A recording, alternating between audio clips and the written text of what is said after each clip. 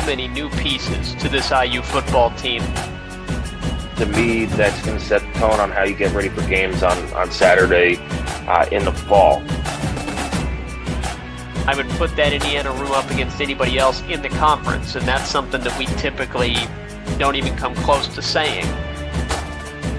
If you want to get total sickos committee about it, there's a position battle at long snapper too.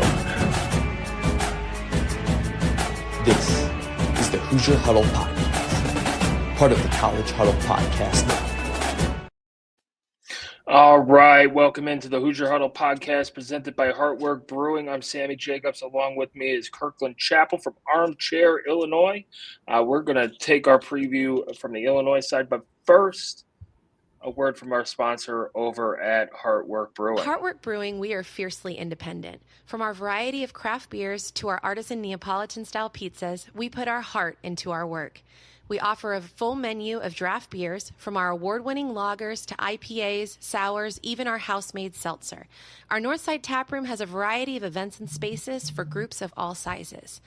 Heartwork is proud to be a locally and veteran-owned business here in Bloomington, just a stone's throw from Memorial Stadium and Assembly Hall at 1703 North College Avenue. Visit heartworkbrewing.com for hours and event info.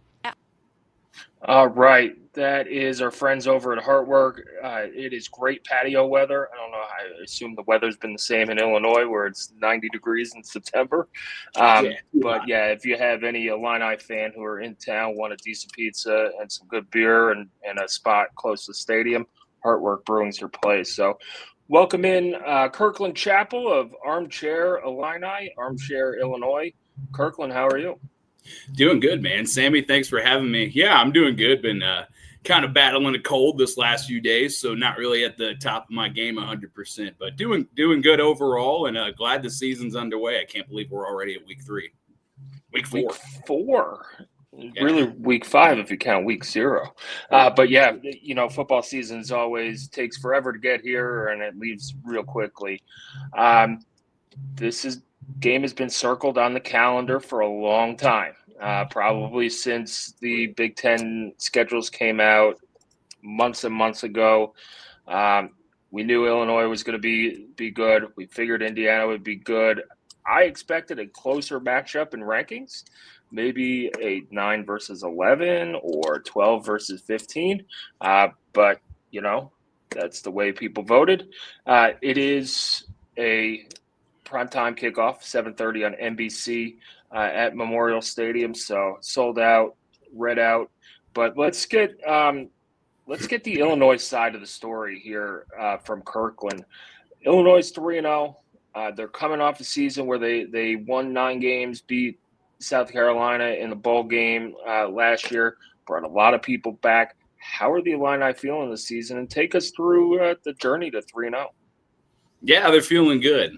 Like you said, it's Brett Bielema's 5th year in Champaign. And like you said, they're coming off a big season last year. And that's following up a 5-7 season in 2023. So if you've paid any attention to Illinois football, and as Illinois football fans will tell you, it's just up and down and up and down. And it's kind of been like that ever since the Ron Zook era in terms of you have a good season, and then it's like you take 2 or 3 steps backwards, and it's like it never really has caught up to where you have sustained success. So I think sustainability is kind of the big keyword going into this offseason, and I think Brett Bielema's done that. I think that he's put together a really good roster this year.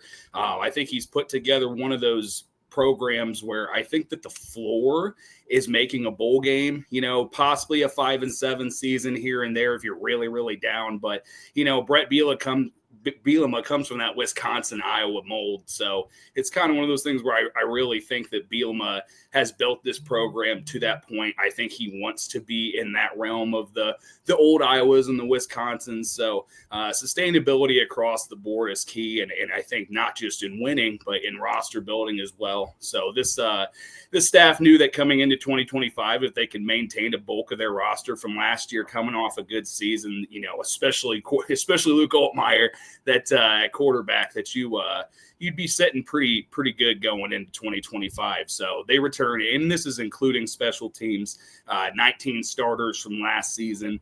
You really only lose, Pat Bryant and Zachary Franklin, which, those are two big guys. They were heavy contributors last year. Yeah, absolutely. Two studs. They were kind of the key focal points of this offense and two people that Luke Altmaier really trusted. And that was a big question mark coming into this season is what is that going to look like? And then defensive line, you lose a guy like Seth Coleman. And this is, coming off of some of these years where you lose a guy like Johnny Newton and some of these people. So it's like the defensive lines had a little bit of that attrition over these years. But then they went out in the portal and got guys like James Thompson out of the portal and Leon Lowry and some of these guys from Wisconsin and outside that have really done a good job thus far filling in. And then same at the wide receiver position with Justin Bowick, Hudson Clement. Hank Beatty is a developmental guy who has really done a great job. He played at Rochester, which is a town right outside of Springfield here. I had to coach against the kid when he was in high school, and I was coaching high school ball at the time as well. And he tore us up at that time too, so I know he's a good ball player. And he's really starting to kind of come into his own here as well. You added Justin Bowick from Ball State. You added Hudson Clement from West Virginia, who's starting to come into his own a little bit. So, like I said, it's been good. I think overall, with you bringing the majority of your team back from a Citrus Bowl season, I think that the staff felt really good going into this season. So I think we've all kind of seen the comparisons of Indiana last year, which I know both fan bases just it's a lazy take, man. Yeah, it is such a lazy take. Both fan bases. IU and Illinois are similar in everything. They both have memorial stadiums. They both wear black eye on their helmet sometimes. They both had an assembly hall. They're 100 miles away from each other. But, man, that made me mad all offseason. First of all, Illinois wasn't picked to be 17th in the Big Ten this year. They were picked to be kind of that third or fourth team in the Big Ten title race. So that automatically higher expectations coming into the season. Yeah, absolutely. So Illinois started off this season with Western Illinois, which you kind of knew you were probably going to take care of business there. Joe Davis has done a good job of getting that program going in a better direction after I think going 3 seasons in a row without winning a game. So they were I did the research for them last year, their YouTube video preview said they were the worst college football team in the country, at any level. They were pitiful. And then they brought in Joe Davis from Eastern Illinois, who, I mean, it wasn't a super eye-opening turnaround, but to add 4 wins from not winning, a game 3 seasons in a row was definitely substantial. And then they came into Champaign, and I mean, you did what you were going to do against an FCS opponent like that. But we'll talk about it down this podcast a little more. There was some things that were kind of a little bit concerning, even coming from that game. Then you went on to Duke, which I think was really the tone setter for this season. Manny Diaz has kept the train rolling, after Mike Elko, who's at Texas A&M now. They went 9-4 last year as well, and they brought in Darian Mensah from Tulane, who's a stud, did very good last year in 2024 and was kind of regarded as one of the top, if not the top quarterbacks going into last year's portal cycle. So this team had a ton of hype coming into this game. I think it made a lot of people nervous, and Illinois just kind of put it on them. You beat them 45-19. Luke goes off for nearly 300 yards and 3 touchdowns through the air. So, I mean, it was a big win in Durham. It was a great response. I'd still expect, Duke to probably be a 7-8 win team down the road and a not so great ACC if they can recover. But that win doesn't feel as inspiring now after they just lost to Tulane last week. But again, an FBS road win nevertheless. So then you kind of move into last week against Western Michigan, which – is a game that you kind of felt like, again, you should win big. You're predicted to win big. You win 38-0 in a shutout, which on paper seems great, but there were definitely some concerns on the offensive side of the ball, which we'll get into a little bit later. They had some guys banged up, Xavier Scott, Justin Bowick, including a couple other guys who kind of were sitting out from some injuries at Duke. So are they expected back? Yeah. So Aiden Lawfery, you've got Aiden Lawfery, who I believe practiced today. I'd have to look at his most recent update as of today. But I do know that he was expected to practice and be back. And then Dylan Rosiek, our middle linebacker, is also expected to be back as well. So it was one of those deals where you had some banged up guys going into this game. You had some banged up guys coming out of this game. The health reports are kind of seeming positive, as if they're going to get a lot of guys back this week. I do think going into last week, not only did they look over Western Michigan a little bit, but some of these guys probably could have played, but didn't, just in expectations of this week being a big one. So Bielema was pretty pissed off coming out of halftime last week, and Illinois came out and kind of put it on Western Michigan in the second half after what was probably going to be a 10-7 game at halftime if it wasn't for a goal line stand. So that's where Illinois has been at so far. They're 3-0. They're a top 10 team. I think they're a legit top 10 team. I do think that, like any team this early in the season, there's still plenty of concerns that need to be addressed. But this game is going to be a big test for them. Yeah, it's a big test for both of them, and to see exactly where you are. And hopefully the national media doesn't overreact to the outcome for either team. If IU wins, Illinois shouldn't drop too much. And if Illinois wins, IU really shouldn't drop that much either. These are two good teams that if you slapped a different name on the helmets, people would be hyping it up as the game of the century. So let's talk about Illinois on offense. Some of the concerns that I've heard from Illinois media are slow starts. Duke was kind of a slow start, 1-point game at halftime. Western Michigan was definitely a slow start. Yeah. Is that an offensive thing, a defensive thing, or was that, hey, we play IU next week and we don't have any energy right now? Yeah. No, it's definitely an offensive thing. First off, they've struggled up front on the offensive line a little bit. I was concerned a little bit, and this sounds crazy, but when we played Western Illinois, you came out of that game with, I believe, no sacks on the stat sheet, but Luke Altmaier was pressured a lot in that game. And again, it's the first game of the year. I played offensive line. I know how it goes. You're rusty. Things just happen, and I think it's a little bit easier for defensive linemen to get their feet underneath of them quicker. But then you moved into Duke, where you had another pretty slow start out of the gates, but then they really took off in the second half. It looked like, maybe they're clicking. Maybe this line, who again brings back 5 starters from last year, it looks like it's starting to click. But then you go into Western Michigan last week, and you really kind of crap the bed in the first half, to be frank. You were looking at a 10-7 ball game going into halftime if it wasn't for a goal line stand on about the 1-inch line. So the offense just really wasn't moving. They couldn't get the run game established. Again, that's against a Western Michigan defensive front that does have some talented guys, does have some potential NFL players, but not the type of team that you should be struggling with that bad up front. So I know that Bielema got pretty fired up going into halftime and got pretty spirited there. I think they said he came out of halftime with a swollen hand after, I believe, punching a board or something like that. So the offensive line had a much better second half. They were able to establish the run game. They were able to set tempo, which, again, that opens up passing whenever you're able to start to run the freaking ball. So it kind of got to that point where I'm sitting there contemplating, is this because they're playing Western Michigan and they're coming out slow?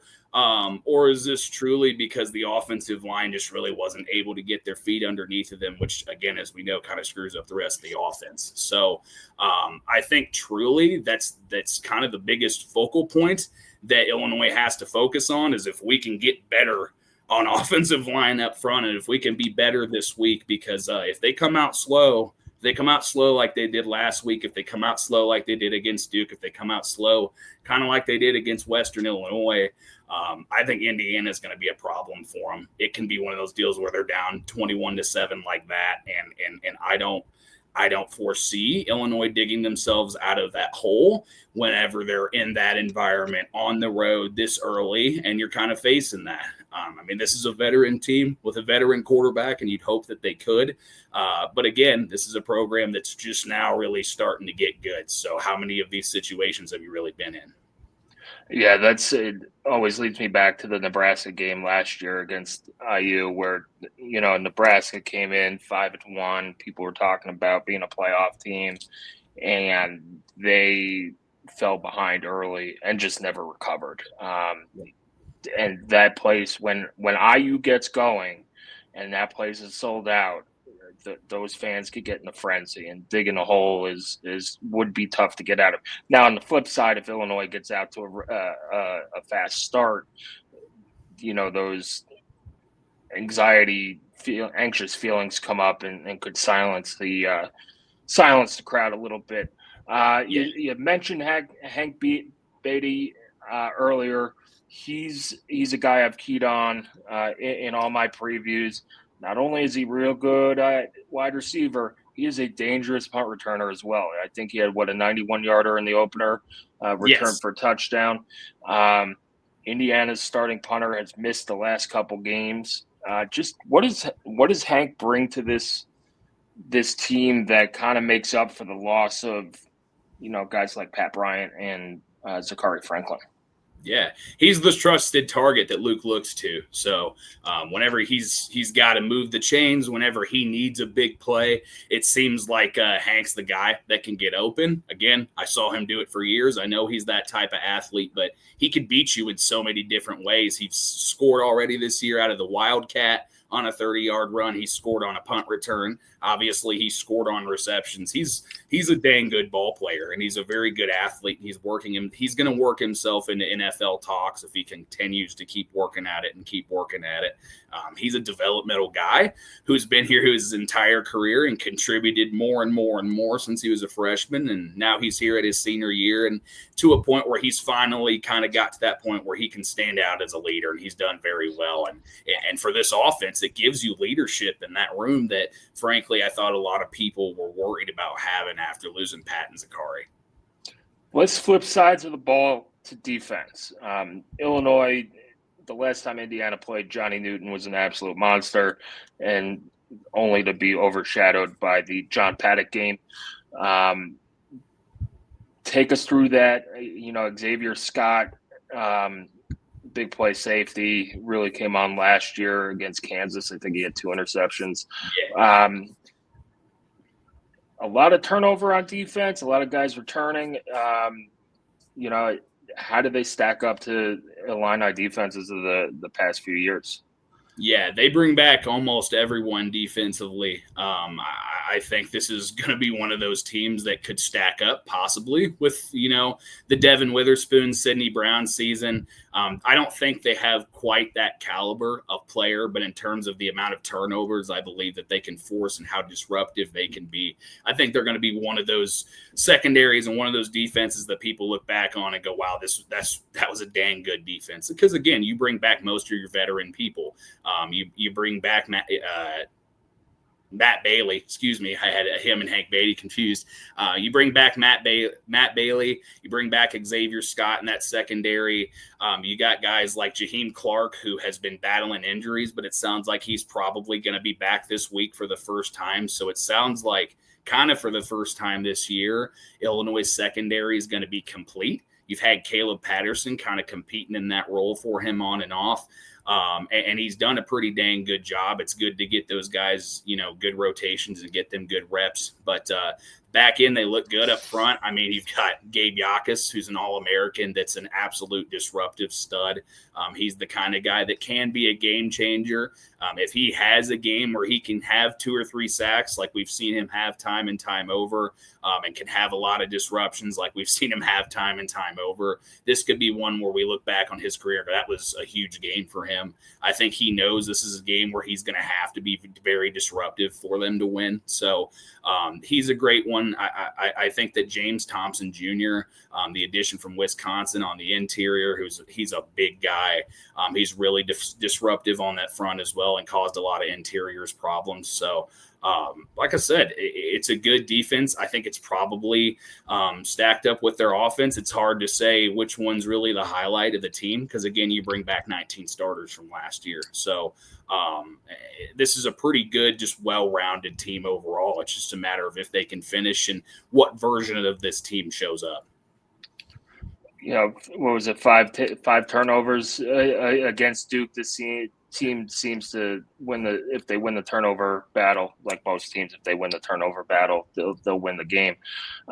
Is that something that has carried over to the other games where it is a ball hawking defense and that they'll just go after the ball no matter what? Yeah, I think that's just it. Aaron Henry's all about chaos, and I think that anytime he can put pressure on, I think they love to get pressure on quarterbacks, force them into uncomfortable situations, and then again, when you've got athletic guys like Matt Bailey, Xavier Scott, some of these people, Clark, who can get back there and make these plays, it just opens up a lot of opportunities for them. All right. We'll get into some predictions, but before we do an exact prediction, we'll do a keys to the game type of thing. Illinois will win on Saturday if they do this. Yeah, Illinois will win Saturday if they can establish the run game and can control tempo.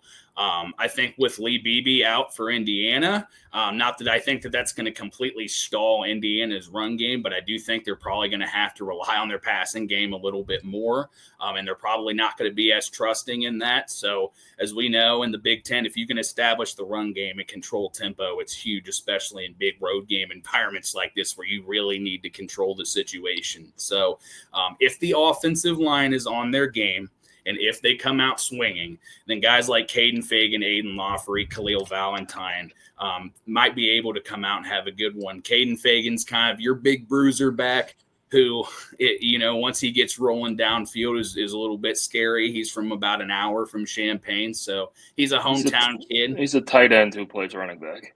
Yeah, absolutely. Pretty much. 6'5", 255. A very athletic defensive tackle playing running back. Yeah. He's, like I said, just a good ball player, and he can kind of do it all on that front. So he's got some freakish speed, too, which is kind of crazy for his size. It's not like he's a 4'2", 40 guy, but for a dude that big, once he gets downhill and gets moving, it's good to see what he can do. And then you got a guy like Aiden Lawfrey, who's a little bit speedier. He's a speed back. Khalil Valentine, who's a sophomore, who's a speed back, who's very fast. He's very shifty, and he gets a lot of trust for a sophomore. I think he's a guy to kind of keep an eye on for this game. I think he's going to get more trust and get more touches. So that's one where if Illinois can establish this run game, you gave up two or three sacks last week and look really sluggish out of the gates. So if the offensive line can kind of get it together, be consistent, and punch Indiana in the mouth early, like they might be able to and like they can with this veteran roster and this veteran offense, then I like Illinois' chances on the road in this one. Illinois can't do this. Yeah, Illinois, we already talked about it. They can't afford to come out slow. If they come out slow, and like we said, if they get down a score too early, and then going into halftime, they're down 10, 14, 21 points. Like you said, that's not an environment that's very easy to dig out of whatsoever, especially because this is a game that both teams have had scheduled for a long time.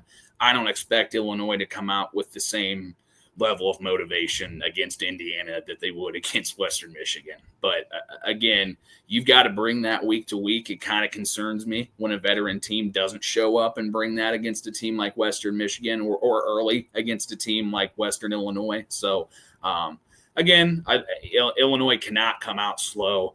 They can't come out sluggish on the offensive front, give up a bunch of sacks, and get Luke into situations where he's feeling uncomfortable early. Let the fans get in his head early. It's just not a situation they want to be in. All right, let's get into predictions. I gave my prediction on our podcast earlier today. I said Indiana 35, Illinois 31. This has both the feeling of an old school Big Ten just bash your head in game that ends up as whatever 3-2, 4-3, whatever Iowa Penn State score you want. But I also think these are two offenses that are really explosive, can put up points. it's going to be summer-like weather in Bloomington. So I'm going Indiana 35, Illinois 31. It'll be a game that's played, I think, on Big Ten Classics for the rest of the year. Yeah, it's either going to be a big win with a lot of touchdowns, and it's going to be a fireworks show, or it's going to be a punt fest, like again we've seen from those old Wisconsin, old Iowa games. So I think Indiana fans will be happy to know that just a couple of weeks ago, I actually picked Indiana to win this game. I thought coming off of Duke, that was a game that they were going to win, but it was going to take a lot out of them early.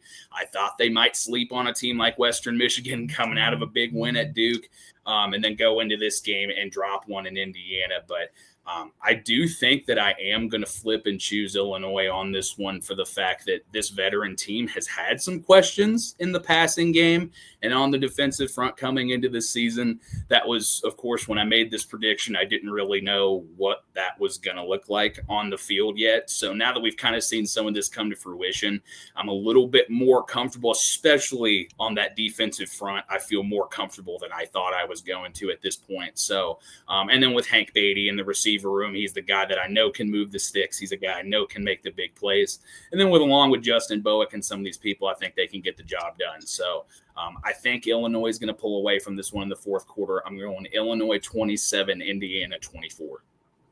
All right. So you're betting the under. Yeah. Thanks. Yeah, I always say betting the under is like betting against fun. But, right. There's a Big Ten fun is a little different than, the rest of college football fun. Kirkland, thanks for joining us tonight. Tell our followers and our listeners where they can find you. Yeah, you can find us at Armchair Illini on Twitter, but if you could give us a follow on YouTube at the Armchair Illini podcast, that'd be a big deal for us. So, like I said, I appreciate you guys having me on. Thank you, man. All right, that's Kirkland Chappell of Armchair Illini. We'll get to it. Indiana takes on Illinois on Saturday, 7:30 p.m. Eastern time for those listening over in Illinois. NBC night game. It's this game has been circled for a while. It should be a fun one. I hope you guys enjoy it. Not good luck on Saturday, but good luck the rest of the season. And hopefully it's Indiana-Illinois rematch in the Big Ten championship game. But we'll see. Yeah, hopefully it is. I appreciate you having me on. Thanks, guys. All right. Thank you. Sweet.